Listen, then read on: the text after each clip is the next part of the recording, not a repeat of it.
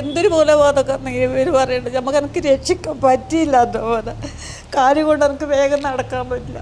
എന്നാലും ഞാൻ ഓടിയാടി എത്തിയിട്ട് എനിക്ക് എൻ്റെ പോലെ രക്ഷിക്കാൻ പറ്റിയിട്ടില്ല. അമ്മേന്നൊരു വിളി മാത്രമേ ഞാൻ കേട്ടിട്ടുള്ളൂ. ഒരു സന്തോഷത്തിൽ ജീവിക്കാൻ അനുവദിച്ചില്ലല്ലോ വെച്ച് കേട്ടത് ഞാൻ വിചാരിക്കുന്നത്. ഈ പിണറായി നരകനായി മുഖ്യമന്ത്രിയാന്ന് പറഞ്ഞാൽ ഞാൻ എല്ലാവരോടും പറഞ്ഞിട്ടുണ്ട്. കാരണം പക്ഷെ നമ്മുടെ നാട്ടിൽ കുഴപ്പമുണ്ടാവില്ലല്ലോ, എങ്ങനെയൊന്നും ജീവിക്കാലോ. ഈ തെണ്ടി ഇനി ആയിക്കോട്ടെ. ആ തെണ്ടി വന്നത് കൊണ്ടാണ് അനർത്ഥം വന്നത്. ഒരു യോഗ്യതയില്ലാതായി ഓ മാത്രം ജീവിച്ചാൽ മതി എന്ന് വിചാരിക്കുന്നത്. എൻ്റെ മോൻ്റെ ജീവൻ നിങ്ങളുടെ അടുത്ത് ഇല്ല. ആയിട്ട് കൊല്ലുന്നത് വരെ ഞാനിവിടെ നിൽക്കും. ഉറപ്പ്. അന്നെ അവർ കൊല്ലണോ, എൻ്റെ മോനെ കൊന്ന കത്തിയുണ്ട് എന്നെ കൊല്ലണോ, അതുവരെ ഞാനിവിടെ നിൽക്കും.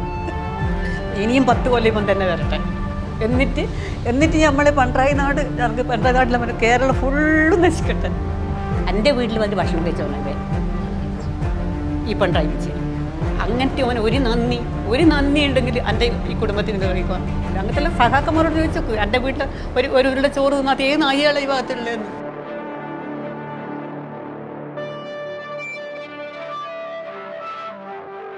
ഒരു സാമ്രാജ്യവും രക്തത്താൽ പണിതെടുക്കപ്പെട്ടിട്ടില്ല.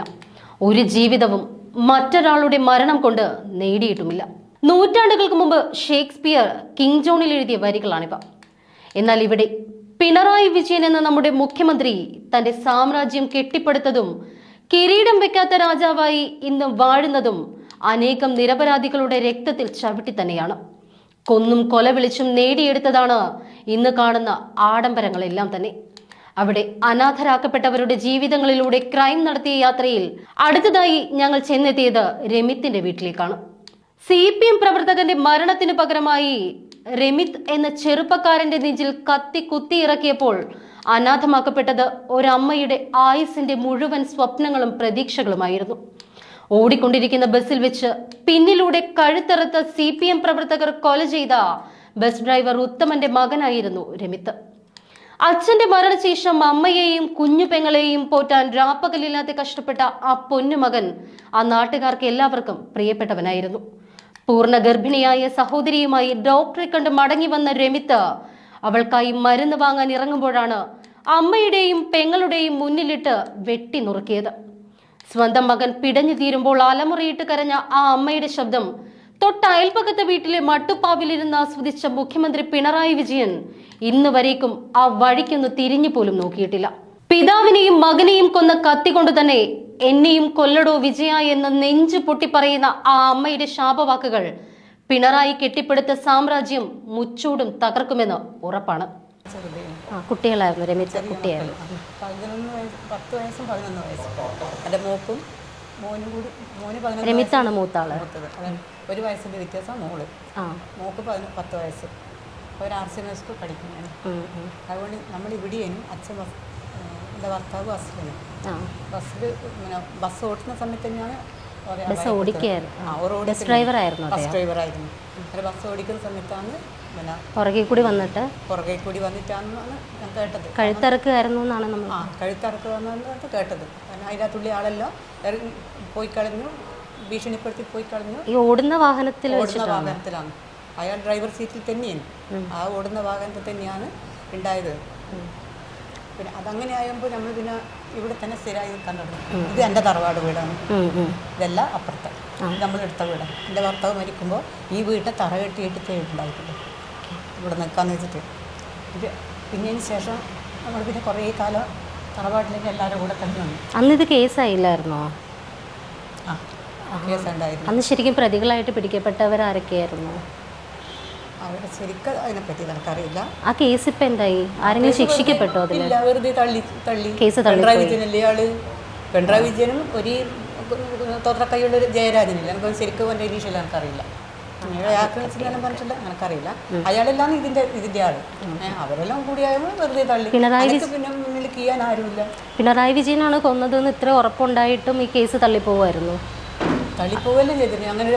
അങ്ങനത്തെ ഒരു സംഭവം നടന്നിട്ടില്ല എന്നാണ് പറയുന്നത്. അങ്ങനെ ഉത്തമൻ പറഞ്ഞാൽ കൊന്നിട്ടില്ല എന്ന് മറ്റല്ലേ തള്ളിപ്പോയിന്. അതിനകത്ത് ഇപ്പം എനക്കൊന്നും ചെയ്യാൻ പറ്റില്ലല്ലോ.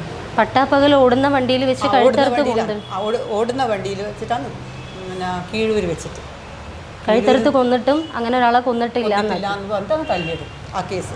അതിനകത്ത് പിന്നെ ഒന്നും ആയിട്ടില്ലല്ലോ. പിന്നെ മക്കളെ പറ്റി ഒരുപാട് കഷ്ടപ്പെട്ട് ഞാൻ മക്കളെ പറ്റി. എനിക്ക് ഒരിതും എനിക്ക് എൻ്റെ മക്കളെ നോക്കാൻ എനിക്ക് ആരും ഉണ്ടായിട്ടില്ല. ഞാനിപ്പോൾ കുറച്ച് തുന്നു. അതവർക്ക് മോൻ പിന്നെ SLC പഠിക്കുന്നത് വരെ അത്രയും കഷ്ടപ്പെട്ട് അതിന് ശേഷം എൻ്റെ മോൻ പേപ്പർ കൊണ്ടുപോകും, എൻ്റെ മോനെ വീട്ടിൽ സാധനം കൊണ്ടു കൊടുക്കും. എന്നിട്ട് ഞങ്ങൾ ക്ലാസ്സിൽ പോയിട്ട് +2 വരെ പഠിച്ചു. മോൻ ട്യൂഷനൊന്നും പോകണ്ടോ, നല്ലോണം പഠിക്കുകയില്ല. പഠിപ്പിക്കാൻ കഴിയാത്തതുകൊണ്ടാണ് പിന്നെ അവൻ പഠിക്കാൻ. പ്രാരബ്ധം ഓൻ്റെ തലയിലായിപ്പോയി. പെങ്ങളെ പഠിപ്പിക്കൂ, ഓന് ട്യൂഷൻ പൈസ കൊടുക്കൂ, എല്ലാം ഇങ്ങനെയെല്ലാം ചെയ്തിട്ട്. രമിത്തിനോട് ഇവർക്ക് എന്താ ഇത്ര വൈരാഗ്യം വരാനുള്ള കാരണം? അതാണ് എനിക്ക് മനസ്സിലാകാത്തത്. എൻ്റെ മോൻ എല്ലാവരും ഫ്രണ്ട്സുമാരാണ്, എല്ലാവരോടും മിണ്ടു, എല്ലാവരും പറയും 7 രൂപക്കാരും ഉണ്ടെങ്കിൽ ആടിയെത്തു. ഇങ്ങനെയും കഷ്ടപ്പെട്ടിരുന്നു. എന്തെന്നാ ഇവർക്ക് ഇങ്ങനെ വൈരാഗ്യം എൻ്റെ മോനോട് വന്നിനെന്ന് എനിക്ക് പറയാനില്ല. അച്ഛനൊക്കെ ഒന്ന് ആ മോന് നാട്ടിലല്ലേനും എൻ്റെ മോനെ. മോൻ +2 കഴിഞ്ഞ് അത് കൂത്തുപറമ്പിൽ നിന്ന് പ്രൈവറ്റായിട്ടാണ് പഠിച്ചത്. അത് പഠിച്ച് കഴിഞ്ഞിട്ടാണ് പിന്നെ ബോംബെയിൽ എൻ്റെ ഏച്ചിൻ്റെ മോളുണ്ട്. അവിടെ ഒരു കമ്പനിയിൽ പിന്നെ ഒരു ജോലി കിട്ടി. അല്ലെങ്കിൽ മറന്നുപോയി അവിടെ ഒരു പണി കിട്ടിയിട്ട് ആ കമ്പനിയിൽ 3 കൊല്ലം ജോലി ചെയ്ത്. അന്നേരം എൻ്റെ മോള് പഠിക്കുന്നതിന് എൻ്റെ മോളെ കഴിഞ്ഞ് മോക്കന്നൊരു കല്യാണം വന്നു. 21 വയസ്സ് മോക്കും 22 വയസ്സ് മോനും. അങ്ങനെ ആ 21 വയസ്സുള്ള മോള് ഇപ്പോൾ അയക്കാം. അന്നേരം എൻ്റെ അമ്മ ഉണ്ടായിരുന്നു അതുവരെ. എൻ്റെ അമ്മക്ക് ചെറിയൊരു പെൻഷനുണ്ട്, അതിനെ കൊണ്ടാണ് നമ്മളങ്ങനെ ജീവിച്ച് പോയത്. അങ്ങനെ അമ്മ മരണപ്പെട്ട് പോയതിന് ശേഷം ഈ കല്യാണം വന്നത്. മോൻ നാട്ടിലില്ലാതാനും. അങ്ങനെ വന്നതിന് ശേഷം ഇപ്പം കഴിച്ച് വിടാൻ പറ്റില്ല എന്നുള്ള ഇതിൽ നിൽക്കുന്ന സമയത്ത് ഓനങ്ങനെ പറഞ്ഞു, അമ്മ നല്ലതാണെന്നിട്ട് നമുക്ക് അയക്കാം, അമ്മ ആരെങ്കിലും അന്വേഷിച്ച് നോക്ക്. അതുവരെ എൻ്റെ വീട്ടിലൊരു ആകൃതിയാക്കി വെച്ചിട്ടേ ഉണ്ടായിരുന്നുള്ളൂ. ഒരു തേപ്പ് കഴിക്കുകയോ ഒരു നിലത്ത് ഒന്നും ചെയ്തിട്ടൊന്നുമില്ല. ഒരു മിലിറ്ററിക്കാരനാണ്, നല്ലൊരു കുടുംബമാണ് എന്നെല്ലാം ഇങ്ങനെ അന്വേഷിച്ച് എൻ്റെ ഏട്ടന്മാരെല്ലാം പോയിട്ട് അന്വേഷിച്ചാലും പറഞ്ഞു സാരമില്ല അമ്മയെന്ന് പറഞ്ഞാൽ അത് നമ്മൾ ഈ പറമ്പിൽ അതുവരെ ഒരു ലോണിലാണ് നമ്മൾ പുറത്തെ ബാങ്കിൽ പോയി ലോൺ എടുത്തത്. ഞാനിവിടെ ഇല്ല അമ്മ, നമുക്ക് വീട്ടാ എങ്ങനെയെങ്കിലും എന്ന് പറഞ്ഞിട്ട് അങ്ങനെയാണ് 22 വയസ്സുള്ള മോയെ 21 വയസ്സുള്ള മോളെ കല്യാണം കഴിച്ചിട്ട് അയച്ചത്. അങ്ങനെ ഓൻ പോയി നിന്ന് കഴിഞ്ഞ് കുറേ 2-3 കൊല്ലം കഴിഞ്ഞതിന് ശേഷം എൻ്റെ സ്ഥലത്ത് പോയതിന് ശേഷം വീണ് ഞാൻ. എന്നിട്ട് അവിടെ തന്നെ മോൻ ഗൾഫിലേക്ക് പോയി. ഈ ലോൺ അടക്കാൻ പറ്റുന്നില്ല, അടുത്ത പൈസ കൊണ്ട്. ഗൾഫിലുള്ള സമയത്താണ് ഞാൻ നാട്ടിൽ വന്നതിന് ശേഷം ഞാൻ ഇത് ഒരു ഇതിൽ പോയ ശേഷം വീട്ടിൽ കുറേ എല്ല് പൊട്ടിയിട്ട് ഓപ്പറേഷൻ മംഗലാപുരത്താണ് ചെയ്ത് ഇവിടെ എത്തി. ഒരു 6 മാസം കഴിഞ്ഞ ശേഷം 2ാമത്തെ മാസം അവന് പോണേനും. ആ പോയ സമയത്ത് ഓപ്പറേഷൻ കഴിഞ്ഞിട്ട് ആ സീല് പിന്നെ എനിക്ക് പഴുത്ത് എൻ്റെ ശരീരത്തിൽ യോജിക്കാത്തതുകൊണ്ട് അത് പഴുത്ത് കഴിഞ്ഞിട്ട് ഇവന് ആ സമയത്ത് പോകാൻ പറ്റാത്തതുകൊണ്ട് പിന്നെ നമ്മൾ അവിടെ പോയിട്ട് കാണിക്കും. ഞാൻ പറഞ്ഞു ഞാൻ മംഗലാപുരത്ത് ചെയ്യാൻ വരില്ല, പിന്നെയാണ് നമുക്ക് പഴുത്തിട്ടുണ്ടെങ്കിലോ എന്ന് പറഞ്ഞിട്ട് തലശ്ശേരി ആസ്പത്രിയിൽ ഒരു ബിജുമോൻ ഡോക്ടറില്ല, ആ ഡോക്ടറെ കാണിച്ചാൽ പറഞ്ഞ് ആ സ്റ്റീല് നിങ്ങളുടെ ശരീരത്തിൽ പിടിക്കാത്തതുകൊണ്ടാണ് പഴുത്തത്, അത് ഓപ്പറേഷൻ ചെയ്തെടുത്താൽ ഞാൻ മതി. അതിനുശേഷം എനിക്ക് കാല് കുലുങ്ങുകയും പഴുപ്പ് മുട്ടിൻ്റെ അടുത്തും പിന്നെ എത്തിപ്പോയി. ഇതിൻ്റെ നമുക്ക് അറിയാണ്ടായിപ്പോയി. ആ ഡോക്ടർക്കും പെട്ടെന്ന് മനസ്സിലായില്ല, ഒരു ബിജുമോൻ ഡോക്ടർക്ക്. അങ്ങനെ ചെയ്ത് കഴിഞ്ഞാലാണ് അതിന് ഇങ്ങനെ തന്നെ പഴുപ്പ് വന്നു പോയി. അതുകൊണ്ട് ചെയ്തിട്ട് അത് ഉണങ്ങുന്നത് വരെ കാത്തു നിൽക്കണം. പിന്നെ എൻ്റെ മോന് ഗൾഫിൽ പോകാൻ പറ്റിയില്ല. അങ്ങനെ അത് ചെയ്ത് 2.5 മാസം ഞാൻ കിടന്നുപോയി. പ്രഷറും ഷുഗറും ഇല്ലാത്തതുകൊണ്ട് ഒരു 2.5 മാസം കഴിഞ്ഞിട്ട് നല്ലോണം ഉണങ്ങി. 3ാമത്തെ ഓപ്പറേഷൻ കഴിഞ്ഞിട്ടാണ് എൻ്റെ കാലിന് സീലിട്ട് കഴിഞ്ഞാൽ എൻ്റെ മോന് പിന്നെ ഗൾഫിൽ പോകാൻ കഴിഞ്ഞില്ല. ഇവിടുന്ന് ഒരു വണ്ടി എടുക്കും. നോക്കിയതൊക്കെ മോൻ തന്നെയായിരുന്നു, രമിത്തായിരുന്നു. വേറെ ഓളെ കല്യാണം കഴിച്ച് വെച്ചിട്ടില്ല, ഓൻ്റെ കൂടെ പോവുകയും ചെയ്ത്. നമുക്ക് വേറെ ആരുമില്ല, നാട്ടിൽ തന്നെയായിപ്പോയി. അന്നേരമാണ് എൻ്റെ മോള് പ്രസവിക്കാൻ നാട്ടിൽ വരാനായി. കാല് ലേശിങ്ങനെ വോക്കർ പിടിച്ച് നടക്കാൻ തുടങ്ങിക്കഴിഞ്ഞതിന് ശേഷം പ്രസവിക്കാൻ വെച്ചാൽ ഡിസംബറിൽ ഓളെ പ്രസവത്തിന് ഡേറ്റ് പറഞ്ഞതിന് ശേഷമാണ് പിന്നെ ആ ഡിസംബർ ജനുവരിയിലേക്ക് ഒരു വിസ ശരിയായി. ജനുവരിയിൽ പോകാൻ നമുക്കൊരു ആശ്വാസം വന്നു. കാരണം ആരും നാട്ടിലുണ്ടാക്കും അതുപോലെ മോളെ ഭർത്താവിനാണെങ്കിൽ അന്നേരത്ത് വരാൻ പറ്റില്ല എന്ന് പറഞ്ഞു. വെച്ചാൽ ഏതോ ജമൂല വരുന്നുണ്ടല്ലോ അവളോടെ പ്രസവത്തിന് സമീപനം കൊടുത്തിട്ടില്ല. എൻ്റെ മോൻ എന്തെങ്കിലും അങ്ങനത്തെ ഒരു കുറ്റം ചെയ്യുന്ന ആദ്യം പുറത്ത് ഞാൻ വിടുക. ഈ പോണ്ട മോനെ എന്ന് പറയൂലേ, പോണ്ട മോനെ എന്ന് പറയുന്നത് മാത്രമല്ല ഓൻ പോവുക. ഓനെവിടെയെങ്കിലും എല്ലാവരും വിളിക്കുമ്പോൾ പാഞ്ഞ് വിളിക്കൂലേ. അങ്ങനത്തെ ഓൻ ഇവക്ക് രാവിലെ ഡോക്ടറൊക്കെ കൂട്ടിക്കൊണ്ടുപോയി വന്ന് ആ മരുന്ന് ഓളെ വെടിയാക്കി മരുന്ന് മേടിക്കാൻ പോയതാണ്. ആ ചീട്ടും കൈമിലുണ്ട്. അന്നേരം ചേച്ചിയുടെ മോളുണ്ട് അങ്ങ് അവിടെ നിൽക്കുന്നു. ഓളെ മോള് എറണാകുളത്ത് പഠിക്കുന്നത്. അവിടുന്ന് ഓടി ലീവിൽ വന്നേരം പറഞ്ഞു മാമൻ കുറേ കാലം കണ്ടിട്ട് മറ്റേ ഓളോട് സംസാരിക്കാൻ റോഡ് കടന്നപ്പുറം പോയ വണ്ടി ഇപ്പുറത്ത് പെട്രോൾ പമ്പിൽ വെച്ചത് റോഡ് കടന്ന് അങ്ങേപ്പുറത്ത് പോയി ഓളോട് വർത്താനം പറയുമ്പോൾ ഞാൻ അറിയത്തുണ്ട്, ഞാനും എൻ്റെ മോളും അത് താഴത്തെ ഏച്ചിയും എല്ലാം നമ്മുടെ ഇവിടെ ഉണ്ട് മുറ്റത്ത്. അന്നേരത്തെല്ലാം വന്നിട്ട് എന്തൊരു പോലെ ബോധം ഇവർ പറയുന്നുണ്ട് നമുക്ക് എനിക്ക് രക്ഷിക്കാൻ പറ്റിയില്ല. എന്തോ പോലെ കാര്യം കൊണ്ട് എനിക്ക് വേഗം നടക്കാൻ പറ്റില്ല. എന്നാലും ഞാൻ ഓടിയാടി എത്തിയിട്ട് എനിക്ക് എൻ്റെ മോനെ രക്ഷിക്കാൻ പറ്റിയിട്ടില്ല. അപ്പ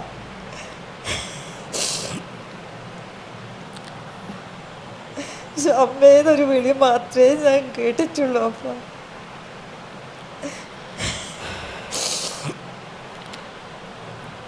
അമ്മ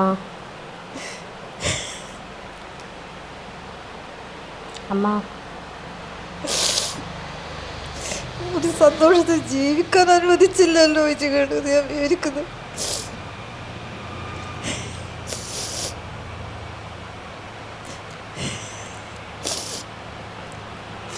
ഈ പിണറായി നരകനായി മുഖ്യമന്ത്രിയാന്ന് പറഞ്ഞാലും ഞാൻ എല്ലാവരോടും പറഞ്ഞിട്ടുണ്ട്. കാരണം പക്ഷെ നമ്മളെ നാട്ടിൽ കുഴപ്പമുണ്ടാവില്ലല്ലോ, എങ്ങനെയൊന്നും ജീവിക്കാലോ, ഈ തെണ്ടി ഇനി ആയിക്കോട്ടെ. ആ തെണ്ടി വന്നത് കൊണ്ടാണ് അനർത്ഥം വന്നത്. ഒരു യോഗ്യതയില്ലാതായി ഓ മാത്രം ജീവിച്ചാൽ മതി എന്ന് വിചാരിക്കുന്നത്. എൻ്റെ മോൻ പിരിവ് കൊടുക്കും, എൻ്റെ മോൻ പിന്നെ അപ്പം മെമ്പർഷിപ്പ് മുറിക്കും, എല്ലാം എൻ്റെ മക്കളുടെ പേരിലോ ഈ ഇതികൾ വരെ മുറിക്കലുണ്ട്. പക്ഷെ അന്നേരം എന്നോട് പറയും വേണ്ടമ്മേ കൊടുക്കണ്ട. ഞാൻ പറയും വേണ്ട മോനെ കൊടുത്തേ, നാക്കിയാൽ ഇത്ര പേരെ വരുന്നല്ലേ കൊടുത്തേ. അങ്ങനെ കൊടുക്കാൻ നമ്മുടെ അടുത്ത് ഇല്ല. ഓനിങ്ങനെ കിട്ടുന്ന പൈസേനെ കൊണ്ടെല്ലാം പോന്നിയാണ്. എന്നിട്ട് കൂടെ എൻ്റെ മോൻ്റെ ജീവൻ നിങ്ങളുടെ അടുത്ത്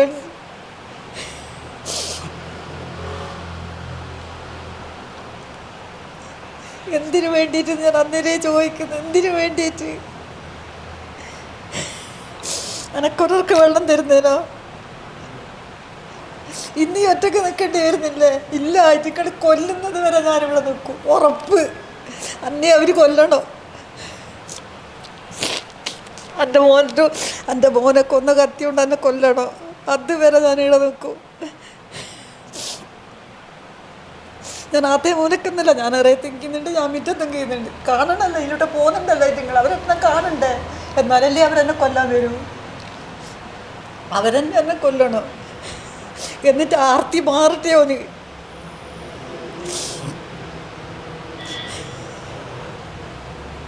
എനിക്കാരോട് ഒന്നും പറയാൻ കഴിയില്ല വെച്ചിട്ട് ഇനി ഒന്നും ഞാൻ പറയാത്തത്. ഭൂമി പടച്ചൊരാൾക്ക് ഒരു ഈർപ്പിന് വരെ ഇങ്ങനത്തെ ഒരു അനുഭവം ഉണ്ടാകാറ്.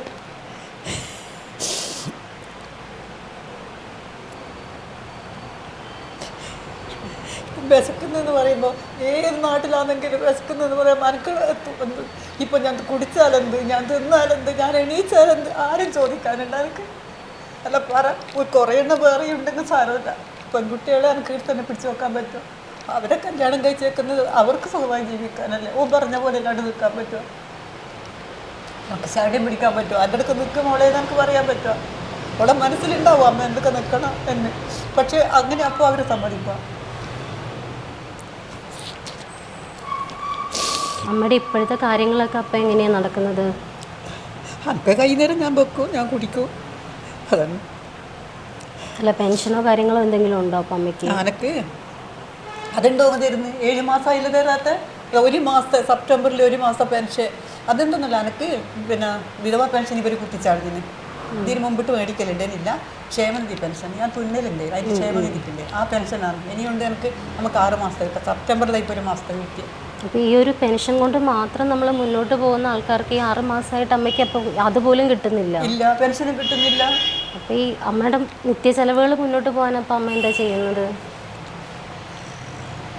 എനിക്ക് മോളെ കുറേ ചിലവൊന്നും എനിക്കില്ല. എനിക്ക് കുറേ ഇത്ര കാര്യം വേണ്ടേ ഉണ്ട്. എന്തെങ്കിലും ചെറിയില്ലായിട്ടില്ല, പൈസ അടക്കേണ്ട സമയം മാസം അതിപ്പോൾ അധികം എൻ്റെ മോള് ചെയ്തിരുന്നുണ്ട്. ഈ കഴിഞ്ഞ മാസത്തെ പെൻഷൻ ഇത് അടക്കേണ്ടത് ഓളെ ഭർത്താവ് നാട്ടിൽ വന്നതിന് മോനാണ് അടച്ചതാണ്. പിന്നെ ജപ്പാൻ്റെ വെള്ളത്തിൻ്റെ ഉണ്ട്, അത് അങ്ങനെ അറിയിച്ചില്ല, അതെല്ലാം അവർ ചെയ്യും. അതിനെക്കൊണ്ട് നമുക്ക് വിഷമം തോന്നുന്നില്ല. ഡോക്ടറെ അടുത്ത് പോകുന്നത് അതൊരു വലിയൊരു കാര്യമാണ്. 2000-3000 രൂപ വേണം ഒരു ഡോക്ടറൊക്കെ പോയിട്ട് മരുന്നൊന്നും വലിയ പൈസയില്ല. ഇപ്പോഴും ഈ കാലിൻ്റെ ട്രീറ്റ്മെൻറ്റ് നടക്കുന്നുണ്ടോ? ആ, നടക്കുന്നുണ്ട്.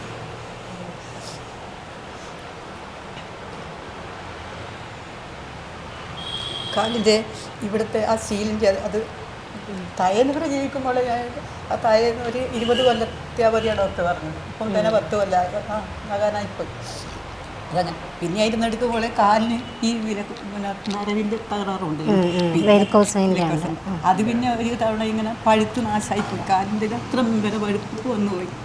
എന്നിട്ട് എല്ലാവർക്കും ഡോക്ടർ പറഞ്ഞു എല്ലാവർക്കും പുറമെ പൊട്ടുന്നതുകൊണ്ടാണ്, അമ്മക്കും ഇതിൻ്റെ ഉള്ളിൽ പൊട്ടിയതുകൊണ്ടാണ് കറുപ്പിങ്ങനെ വരാൻ കാരണം. അതിൻ്റെ മരുന്നായി ഇപ്പം കുടിക്കുന്നു. മരുന്ന് കഴിക്കണമല്ലോ. ഇപ്പം 10 വർഷം കൂടി കഴിഞ്ഞ് ഇനിയും ഇത് മാറ്റി വെക്കണ്ടേ? മാറ്റി വെക്കണം എന്നാണ് ഡോക്ടർ പറഞ്ഞത്. ശത്രുവിനൊന്നും നമുക്ക് ജീവിക്കണം എൻ്റെ മോള്. പക്ഷെ ഈറ്റിങ്ങൾ പിടിക്കുന്ന ഒരു ആ ഭഗവാൻ ഈറ്റിങ്ങളുടെ ഒരു അറുതി കൊടുക്കുന്നത് കാണുന്നുണ്ട്. അവർക്ക് മനുഷ്യന്മാരാരും കൊടുക്കലോ അതിന്. ഞാൻ വിശ്വസിക്കുന്നൊരു ദൈവമില്ലേ, നിത്യം രാവിലെയും വൈകുന്നേരമൊന്നുമില്ല വിളക്ക് കത്തിക്കുന്നില്ല. എൻ്റെ കഴിവിനനുസരിച്ചിട്ട് ആ ഭഗവാനോട് പ്രാർത്ഥിക്കാൻ മാത്രമേ എനിക്ക് കഴിയൂ. എനിക്ക് ഒരു ഇറുമ്പിന് വരാൻ എനിക്ക് ദ്രോഹം കഴിയില്ല. അത് നശിച്ചു പോകണമെന്ന് ഞാൻ മനസ്സിൽ വിചാരിക്കുകയില്ല. ഇപ്പോൾ ഞാൻ ഈറ്റിങ്ങൾ നശിച്ചു പോകണമെന്ന് വിചാരിക്കുന്നില്ല. ഐറ്റിങ്ങൾ എൻ്റെ മോനെ ചെയ്ത് ഐറ്റിങ്ങൾ കൈയില്ലേ, ആ കയ്യും കാലും ഇട്ട് ഐറ്റിങ്ങൾ നടക്കരുത്. അത് മാത്രമേ എനിക്കുള്ളൂ. നമുക്ക് വേറെ ഒന്നുമില്ല.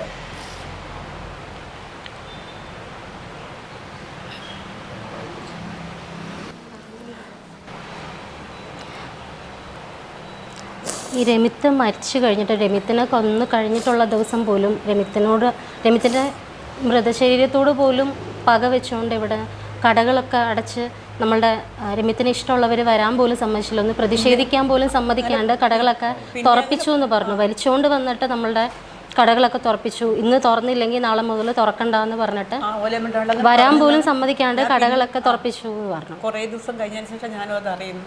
കാരണം ആ സമയത്ത് എനിക്ക് അറിയാൻ പറ്റിയിട്ടില്ല. കുറേ ദിവസം കഴിഞ്ഞാൽ പറഞ്ഞ് കടകളെല്ലാം അടക്കാൻ വിട്ടിട്ടില്ല. എന്നാലും കുറേ കൂട്ട് വാശി കൂടി അടച്ചിന് ആ കുട്ടി ദ്രോഹം ചെയ്യാത്തല്ലേ എന്ന് പറഞ്ഞിട്ട് അടച്ച കൂട്ടർ എത്രയോ ഉണ്ട്. അടക്കാൻ വിടാണ്ടതിന് പോലും ഇവരെല്ലാം എന്ന് പറയുന്നത് ഞാൻ കേട്ടിരുന്നത്. പിണറായി വിജയൻ നമ്മുടെ നാട്ടിൽ നിന്നൊരു മുഖ്യമന്ത്രി വന്നിട്ട് പോലും, മുഖ്യമന്ത്രി ആയിരുന്നിട്ട് 3 വർഷം 4 വർഷം ആവുമ്പോഴാണ് രമിത്തിൻ്റെ മരണം. ഇല്ല, അത് ഇടുന്ന 2016 അതെ 2016 അയാൾ കയറിയിട്ടും ചില്ലറ ദിവസമേ ആയിട്ടുള്ളൂ. ഈ മോഹനനെ കൊന്നു കഴിഞ്ഞിട്ട് 2 ദിവസം കഴിയുമ്പോഴാണ് രമിത്തിൻ്റെ മരണം. അപ്പോൾ മോഹനനെ കൊന്നു കഴിയുമ്പോൾ നോർമലി ഒരു കൊലപാതകം നടക്കുമ്പോൾ, അതും CPM-കാരൻ്റെ കൊലപാതകം നടക്കുമ്പോൾ പോലീസിൻ്റെ ശക്തമായിട്ടുള്ളൊരു കാവലും കാര്യങ്ങളും സുരക്ഷ ഏർപ്പാടുകളൊക്കെ ഉണ്ടാവുമല്ലോ ഇവിടെ. എന്നിട്ടും രമിത്തിനെ കൊല്ലുക എന്ന് വെച്ചാൽ 2 ദിവസമല്ലേ കഴിയുന്നുള്ളൂ. 2 ദിവസമേ കഴിഞ്ഞിട്ടുള്ളൂ. അത് ഒരു രാഷ്ട്രീയ കൊലപാതകം കഴിഞ്ഞ് വെറും 2 ദിവസം കഴിയുമ്പോഴാണ് രമിത്ത് മരിക്കുന്നത്. 2 ദിവസം കഴിയുമ്പോൾ രമിത്ത് ഒരു പ്രത്യേക പാർട്ടി അനുഭാവിയോ ആ കാര്യങ്ങളോ ഒന്നും ആ സമയത്തായിരുന്നില്ല. RSS-കാരനായിരുന്നെങ്കിലും പ്രവർത്തനങ്ങളിലേക്ക് പോകുമ്പോൾ വേറെ BJP-കാരനായ അച്ഛനെ കൊന്ന ഞാൻ മോനൊരിക്കലും മാർക്സിസ്റ്റ് ആവുന്നല്ലോ. ഇല്ല ഒരിക്കലും ഇല്ല. പക്ഷെ അതിനകത്ത് പ്രവർത്തിക്കാൻ തുടങ്ങിയിട്ടില്ല, പ്രവർത്തിച്ചിട്ടില്ല. അതെന്ന് വെച്ചാൽ BJP-കാരോട് തന്നെ ഇഷ്ടം. കാരണം അവരോട് നമുക്ക് ആരായാലും പാർട്ടി നോക്കിയിട്ടൊന്നുമല്ലല്ലോ മോളെ മിണ്ടുകയും പറയാൻ ചെയ്യുന്നത് അല്ലല്ലോ. അതുകൊണ്ട് എല്ലാവർക്കും പ്രിയങ്കരനായിരുന്നു നമ്മളിവിടെ ഇഷ്ടപ്പെട്ടത് എല്ലാവരോടും ചോദിച്ചോ. ഇപ്പൊ ഒരു ആൺകുട്ടികളില്ല വിളിച്ചാൽ കിട്ടെ. പാർട്ടി നോക്കിയിട്ടൊന്നുമല്ല, എല്ലാത്തിനും എത്തും. പൈസയും പണം നോക്കിയിട്ടൊന്നുമല്ല. ഒരു കൈമ പൈസ ഇല്ലെങ്കിലും മോനെ അസാറും അമ്മ അതാണ്ട് എടുക്കില്ല എന്നുള്ളൊരു വാക്ക് എൻ്റെ മോൻ ഇതുവരെ എന്നോട് പറഞ്ഞു. അത് ഞാൻ വിഷമിക്കുന്നതിനാണ്. ഇവർക്ക് പൈസ ഇല്ല എന്ന് പറയും വിഷമിക്കും. അങ്ങനെ ആരോടും ഒന്നും പറയില്ല. അത്രക്കും നല്ലൊരു കുട്ടിയാണത്. എൻ്റെ മോനായതുകൊണ്ട് മാത്രം നിങ്ങൾ ആരോടെങ്കിലും അന്വേഷിച്ച് നോക്കിക്കോ. ഇത് ഉത്തമാർ പറയാന്നല്ലാണ്ട് വേറെ നല്ല കൂട്ടർ പറയില്ല. രമിത്ത് എല്ലാവർക്കും ഒരു ജനപ്രിയനായിരുന്നു എന്ന് തന്നെയാണ് നമുക്ക്. അങ്ങനെയുള്ളൊരു രമിത്തിനെ തന്നെ അവർ തെരഞ്ഞെടുത്തത്. മോഹനന് പകരമായിട്ട് രമിത്തിനെ തെരഞ്ഞെടുക്കുമ്പോൾ അത് അവരെ ആൾ തന്നെ ആയിരിക്കില്ല. ഇത് ഫോട്ടോ കാണുമ്പോൾ അയാൾ പ്രായമുള്ള ഒരാളാണ്. അതെ ഫോട്ടോ ഞാൻ കണ്ടതാണ്. അവർ പ്രായമുള്ള ഒരാൾ. അയാൾ എന്തിനാണ് എൻ്റെ മോൻ നിൽക്കുന്നത്? എൻ്റെ മോൻ എന്തിനാ അയാളെ കൊല്ലാൻ പോകുന്നത്? ഒരു ബന്ധവുമില്ലാത്ത രമിത്തിനെ തന്നെ അതെന്നെ പറയുന്നത് അല്ലേ. അന്ന് രാവിലെ എൻ്റെ മോൻ വന്ന് തന്നെ ലോറിയിൽ പോയി നോക്കിയിരുന്നു. ലോറി പമ്പിൽ നിർത്തിയിട്ടാണ് ഞാൻ ചിന്നിയുടെ മോനെ പോകുന്നത്. അങ്ങ് എഴുതിയോണ്ട് പോലും ഏതോനെയോ കൊന്നിട്ട് അതിന് അയാളെ കൊന്നേന് അനക്കെന്ത് പോയപ്പ എന്ന് പറഞ്ഞിട്ടാണ് എൻ്റെ മോൻ ഇവിടുന്ന് വണ്ടി കഴുകുകയും അതെല്ലാം ചെയ്തിന്. എന്തിനു വേണ്ടി ചെയ്തെന്ന് എനിക്ക് മനസ്സിലാവുന്നില്ല. എങ്ങോ വേണ്ടുന്ന ഒരു പ്രായമുള്ള ഒരാളെ ആരോ കൊന്നേന് എൻ്റെ മോനെ എന്തിനാ ചെയ്യുന്നത്? രമിത്തിൻ്റെ കേസ് ഇപ്പോൾ എന്താ? ഞാനൊന്നും ചോദിക്കില്ല. നമുക്ക് ചോദിക്കാൻ അതിന് മനസ്സ് എന്താ മോൻ മരിച്ചു പോയി എന്നുള്ളൊരു വിചാരം മനസ്സിൽ വന്നിനില്ല. ആരോടും ഞാൻ ചോദിക്കണമെന്നില്ല. ഉണ്ടാവുമായിരിക്കും. എല്ലാം ഇതിലൂടെ പോകുന്നതെല്ലാം ഞാൻ കാണുന്നു. ഞാൻ കണ്ടതല്ലേ ആയിട്ട് എല്ലാത്തിനും. അമ്മ കണ്ടായിരുന്നു ഈ വെട്ടുന്ന മോളെ ഞാനും എൻ്റെ മോളും എല്ലാം കൂടി ഇറയത്ത് നിന്നിട്ടുണ്ട്. പോലീസ് അമ്മയോട് മൊഴി ചോദിച്ചപ്പോൾ അമ്മ പറഞ്ഞിരുന്നു അമ്മ കണ്ടില്ല. എല്ലാവരും പറഞ്ഞു നേരത്തുള്ള വിഷമത്തിന് എന്തെല്ലാം പറഞ്ഞു നടക്കാൻ എൻ്റെ മനസ്സിലുള്ളതെല്ലാം പറഞ്ഞിട്ടുണ്ടാവുമായിരിക്കും ഞാൻ. പിന്നെ ഓർമ്മ കുറച്ച് പെട്ടെന്ന് ഒരു ഓർമ്മ കിട്ടാത്ത പോലെ ഇരിക്കുന്നു എനിക്ക്. ഇപ്പം അമ്മയ്ക്ക് പിണറായി വിജയനോട് എന്താ പറയാനുള്ളത്? ഇനി നമ്മൾ പറയണ്ടേ, ഓൻ കയറി അന്ന് മുതൽ ഇന്ന് വരെ ഓൻ എല്ലാവരും ലോകത്തുള്ള ഊട്ടം നശിപ്പിക്കുന്നു. ഒരു കൊണ എന്താ ചെയ്തിന്? ഒരു കൊണ ഓൻ ജയിച്ചില്ല. അങ്ങനെയാണെങ്കിൽ ഇതിലൂട്ട് ഇപ്പം ജീവിക്കാനില്ലാത്ത ഊട്ടം നടക്കുക ഇല്ലല്ലോ. എല്ലാവർക്കും അയാൾ ജനിച്ച് വളർന്ന നാട്ടിൽ അയാൾ ഒരു നല്ലൊരു കഴിവ് എല്ലാവർക്കും കൊടുക്കണ്ടേ? വേണ്ടേ? അതെന്നാ കൊടുത്തിന് അയാൾ? ഒന്നും കൊടുത്തിട്ടില്ല. മുഖ്യമന്ത്രി ആയിക്കഴിഞ്ഞാൽ എപ്പോഴെങ്കിലും കണ്ടിട്ടുണ്ടോ ആളെ? ഞാൻ പറഞ്ഞതേ, എൻ്റെ മോനെ 2016 ഞാൻ വെച്ച ഒക്ടോബർ 17 മെയ്യിൽ ആണ് ആ ബാങ്കിൻ്റെ ഉദ്ഘാടനം. ഏത് നമ്മളെ ഈ പമ്പിൻ്റെ അപ്പുറം ഒരു ബാങ്കില്ലേ മേല, ആ ബാങ്കിൻ്റെ ഉദ്ഘാടനം. അന്ന് ഇപ്പം അവിടെ വന്നിന്. അന്നത്തെ ഓരോരിക്കടെ കയറിച്ചില്ലല്ലോ. കയറിനാ ഇല്ലല്ലോ. അങ്ങാടെ ഒരു നാരായണന്മാർ പ്രായമുള്ള ഒരാളുണ്ട്, ഒരു 90 വയസ്സുള്ള ഒരു നാരായണന്മാരുണ്ട്. ആടെ അയാൾ പോയിനല്ലോ, പോയില്ലേ? പിന്നെ ഒരു കുന്നത്തെ ഒരു വീട്ടിൽ 2 കൈയില്ലാത്ത, ജന്മനാ കൈയില്ലാത്ത ഒരു കുട്ടി വലിയ പെണ്ണുങ്ങളാണ്, 50-55 വയസ്സല്ലേ. ആടെ അയാൾ പോയിന്. അതൊരു പ്രദർശനമല്ലേ, പ്രദർശിപ്പിക്കാനല്ലേ അയാൾക്ക് കഴിയും. ഇത് സകലതിക്കലും അറിയുന്നുണ്ടാവുമായിരിക്കും. പറഞ്ഞു അനക്കൊരു പറയാം എന്താ വെച്ചാൽ ഓൻ തന്നെ ആളെ അയച്ചിട്ട് അന്നെ കൊല്ലണം. അനക്കത് മാത്രമേ ഉള്ളൂ. ഇനി അനക്ക് അത് മാത്രമേ ഉള്ളൂ. അതേപോലെ ചെയ്യാൻ പറ്റും. ഇനി അത് അന്നെ ഇനി ഭൂമിയിലെ വില ഇങ്ങനെ തന്നെ ഓൻ വെക്കുന്നതാണെങ്കില്ല ഞാനിങ്ങനെ ശപിച്ചോണ്ടിരിക്കും. ഓനുണ്ടല്ലോ എൻ്റെ മുമ്പിൽ പിന്നെ ഒന്ന് താങ്ങുന്നു ഒന്നില്ല വളരുന്നു. ഒരുത്തന് വേറെ കണ്ടില്ലേ? ആയിത്യങ്ങൾ അനുഭവിക്കൂ. ഇത് അനുഭവിക്കാണ്ടിരിക്കില്ല. ഇനിയും ഓനാരെയും ഇതാക്കാൻ കൂടെ ഇനിയും 2.5 കൊല്ലം ഇവന് ഇനിയും സഹിക്കട്ടെ. എല്ലാവരും സഹിക്കട്ടെ. ഇനിയും 10 കൊല്ലം ഇവൻ തന്നെ വരട്ടെ. എന്നിട്ട് നമ്മളെ പിണറായി നാട്, പിണറായി നാട്ടിൽ നമ്മുടെ കേരളം ഫുള്ളും നശിക്കട്ടെ. 10 കൊല്ലവും കൂടി എല്ലാവരും കൂടി വോട്ട് കൊടുത്ത് 10 കൊല്ലവും കൂടി ഇവൻ ഇരുത്ത്. എനിക്ക് എന്തെല്ലാം പറയേണ്ടതെന്നൊന്നും എനിക്കറിയില്ല മോളെ. എനിക്ക് എൻ്റെ മനസ്സിലുള്ളതാണ് ഞാൻ പറഞ്ഞത്. തെറ്റ് ശരിയല്ല, നിങ്ങൾ തീരുമാനിച്ചോ. തെറ്റാണെങ്കിൽ നിങ്ങൾ ക്ഷമിക്ക്. വേണ്ട, ഓനെ കൊണ്ട് പറഞ്ഞ ഒന്നും നിങ്ങൾ ക്ഷമിക്കണ്ട മോളെ. എൻ്റെ ഓർമ്മയിൽ എൻ്റെ അച്ഛൻ വില്ലേജ് മേനേനും. എൻ്റെ അച്ഛൻ നമ്മുടെ തറവാട് വീടാത്. അതെല്ലേനും വീട് ഒരു ചെറിയൊരു വീടാണ് അത്. ആ വില്ലേജിൽ പണിയെടുക്കുന്ന സമയത്ത് അച്ഛൻ വില്ലേജ് മേനുള്ള പണ്ടത്തെ കാലമെല്ലാം പിന്നെ കൃഷി കൂടുതലുള്ള സമയത്ത് എൻ്റെ കുഞ്ഞിലാണ് കൃഷി കൂടുതലുണ്ടാകുമ്പോൾ ആ സമയത്ത് റേഷൻ കാർഡ് കുത്തിയാണ് ഈ കൃഷിക്കാർ തന്നെ. അതായത് എൻ്റെ അച്ഛൻ വില്ലേജ് മേനെ എടുക്കും. നമ്മുടെ അടുത്ത് എപ്പോഴും അരി ഉണ്ടാവും. ഓരോരുത്തരും ഗോതമ്പ് തിന്ന കാലം ഉണ്ടായിരുന്നു. എനിക്ക് 65-ാമത്തെ വയസ്സാണ്. എൻ്റെ കുട്ടിക്കാലത്താണ് ഞാൻ പറഞ്ഞത്. അന്നേരം ഇവൻ കൈസാടായി നടക്കുന്നതിലോട്ടാണ്. എൻ്റെ വീട്ടിൽ വന്നിട്ട് ഭക്ഷണം കഴിച്ചോണം ഇവൻ ഈ പിണറായി വിജയൻ. ഓൻ്റെ ഒരു കുമാരാട്ടനുണ്ടായിരുന്നു. അയാൾ നല്ലൊരു മനുഷ്യനാണ്. ഒരു ബേക്കറി സാധനം കൊണ്ടുപോകും, സൈക്കിൾ മില കൊണ്ടുപോകുക. അയാൾ അങ്ങനെ അന്നേരം ഇത്രക്കാരും ബേക്കറി ഇല്ല.